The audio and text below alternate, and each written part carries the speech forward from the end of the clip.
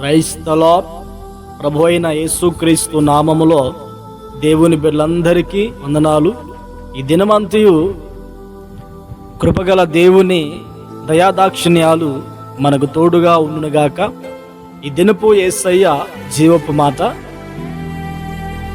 91వ కీర్తన 14వ వాక్యాన్ని చదువుకుందాం. అతడు నన్ను ప్రేమించుచున్నాడు గనక నేను అతన్ని తప్పించెదను. ప్రియా దేవుని బిడ్డలారా, మనం ఈ లోకంలో జీవిస్తూ ఉన్నప్పుడు మనకి ఎన్నో ఆపదలు కలుగుతాయి. ఎన్నో ప్రమాదాలు మన చుట్టూ ముట్టి ఉంటాయి. కొన్ని సందర్భాలలో మనకు తెలియకుండానే మన ప్రక్కనే ప్రమాదం వెళ్ళిపోయి ఉంటుంది, మనకు తెలియదు. ఇలాగున ఎన్నో అపాయాలు, ఎన్నో ప్రమాదాలు దాటుకొని మనం వస్తూ ఉన్నాం. అలాంటి పరిస్థితుల్లో కూడా నడిపించబడుతూ ఉన్నాం.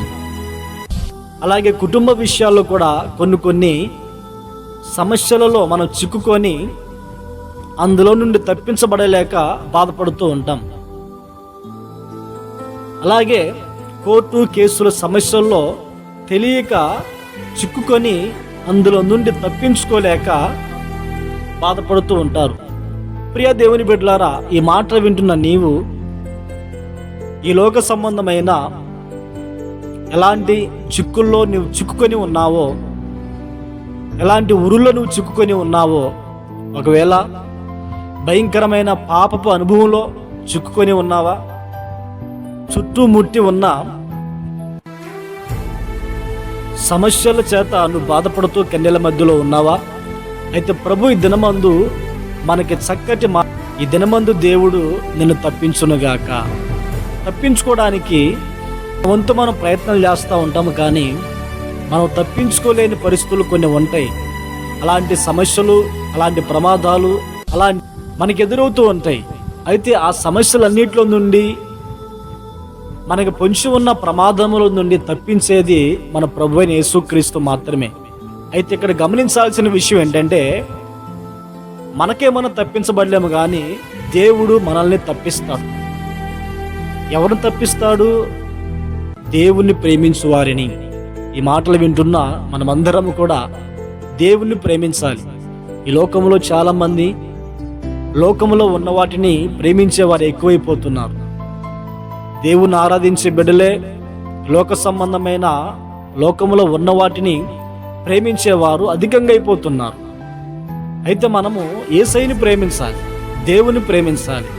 మరి దేవుని ప్రేమించేవారు ఎలా ఉంటారు అంటే, ప్రభు చెప్తారు, ఎవరైతే నా ఆజ్ఞలను గైకొని వాటి ప్రకారంగా జీవిస్తారో వారు నన్ను ప్రేమించువారు. ఈ లోకంలో దేవుని బిడ్డలమైన మనము వాక్యం చదవాలి, వాక్యానుసారంగా బ్రతకాలి. అలా బ్రతికినప్పుడే మనము దేవుని ప్రేమించిన వారము. అంతేకాదండి, మన తోటి సహోదరులను మనం ప్రేమించిన వారమైతే దేవుని ప్రేమించిన వారము. ఇలాగున మనం దేవుని ప్రేమించగలిగితే దేవుడు ఏం చేస్తాడంటే, మనకు ఆయన అండగా ఉండి మనం చుట్టుముట్టిన ఆ ప్రమాదాల నుంచి, సమస్యల నుండి ఆయన మనల్ని తప్పించునుగాక. బైబిల్లో మన పితరులు చాలామంది, దావీదు కావచ్చు, అబ్రహాము కావచ్చు, యోబు కావచ్చు, మరి యోసేపు కావచ్చు, వాళ్ళందరూ కూడా వారి కలిగిన సమస్యల్లో దేవుడు వారిని తప్పించి ఉన్నారు. దావీదును సౌలు చేతిలో నుండి తప్పించారు, సింహపు ఎలుగుబంటి చేతిలో నుండి తప్పించి ఉన్నారు. యోసేపుని సరసాల నుండి తప్పించి ఉన్నారు, గోధుల నుండి తప్పించి ఉన్నారు, ఎన్నో బంధకాల నుండి తప్పించి ఉన్నారు. యోబుని కుటుంబ సమస్యల నుండి తప్పించి ఉన్నారు.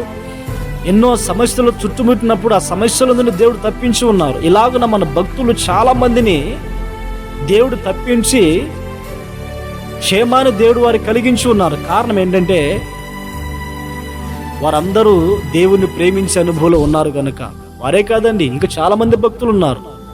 ప్రియ దేవుని బిడ్డలారా, ఈ మాటలు వింటున్న మనమందరం కూడా ఆయన్ని ప్రేమించగలిగిన వారమైతే, మనకి ఏ సమస్యలు పొంచి ఉన్నాయో, ఏ మనుషులు మనకి హాని చేయాలని చూస్తూ ఉన్నారో, మనకు ప్రమాదాలు సంభవించినప్పుడు, అలాగే మనకు తెలియకుండానే కొన్ని సమస్యలు మనం చిక్కుకొని పోతాము. ఆ సమస్యలన్నింటిలో నుండి దేవుడు మనల్ని తప్పించునుగాక. అందుకనే ప్రభు అంటారు, అతడు నన్ను ప్రేమించుచున్నాడు గనుక నేను అతన్ని తప్పించెదను. ప్రార్థన. పరిశుద్ధుడా, ప్రేమ స్వరూపి, ఆశ్చర్యకరుడా, మీకు స్తోత్రాలు చెల్లిస్తున్నాం నాయన. ఈ దినమందు మమ్ములను సజీవులుగా నిలబెట్టి ఉన్నారు నా తండ్రి. ఈ దినమందు ఈ శ్రేష్టమైన మాట ధ్యానించుకునే భాగ్యాన్ని మీరు మాకు అనుగ్రహించున్నారు. మేము మిమ్మల్ని ప్రేమించాలి, మీరు మమ్మల్ని తప్పిస్తూ ఉన్నారు. అందుకే స్తోత్రం నాయన. ఈ దినమంతా నీ బిడ్డల ప్రయాణ మార్గాలు మీరు తోడే ఉన్నాను. కొంచెం ఉన్న ప్రమాదములో నుండి, శత్రువు చేతిలో నుండి మీరు తప్పించి క్షేమాన్ని మీరు ప్రసాదించండి. నీ బిడ్డల ప్రభువా, వారు ఏ సమస్యల్లో ఉన్నారో, ఎలాంటి బంధకాల్లో ఉన్నారో మీ నామములు వారందరూ తప్పించబడుదురుగాక. ఈ దినమందు మీ ద్వారా క్షేమాన్ని ప్రతి వారు పొందుకోవడానికి సహాయం అనుగ్రహించి మహిమను పొందమని యేసు నామములో ప్రార్థించి అడిగి పొంది ఉన్నాము తండ్రి. ఆమేన్, ఆమేన్.